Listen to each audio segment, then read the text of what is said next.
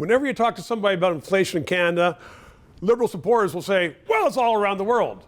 To which I argue, yes, but we don't have to have it in Canada because we should be lowering the price of oil and gas, but for the Prime Minister's policies. Jay Goldberg is with the Canadian Taxpayers Federation. He joins me right now because he knows all about inflation and taxes.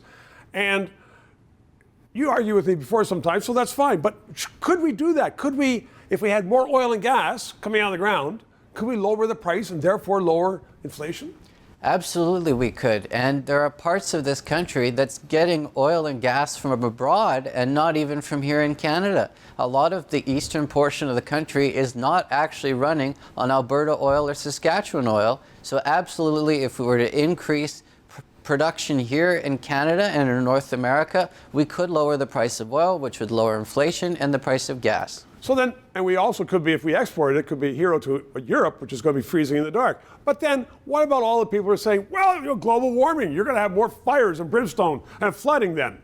It'd be all your fault, Jay. Well, look, this energy is being produced somewhere. It may as well be produced in Canada, where it's produced in a safe and responsible way. And what I would say is, if you're having emissions here in Canada, or you're having emissions somewhere else, there's still emissions. So if we're importing all kinds of oil from abroad, from countries that don't like us, from Venezuela, from the Middle East, if we're doing that, the emissions are still being created in the Middle East. So that's still emissions being created in the world.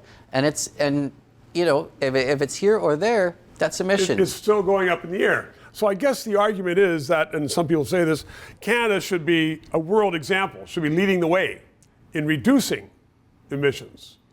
But does that mean that we have to completely forego our production?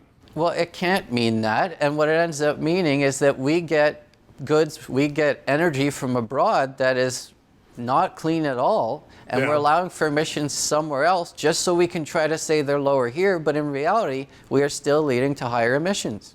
And then I guess another argument is that if we're buying oil from the Middle East, we are supporting regimes which are, one, authoritarian, two, do a lot of beheading of people who don't like their governments.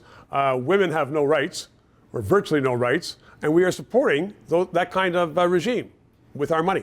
So why not support Canadians, support the Canadian energy sector, get prices down, production up? We need pipelines. We have to do it here. So why hasn't the Canadian Taxpayers Federation convinced the government to do that?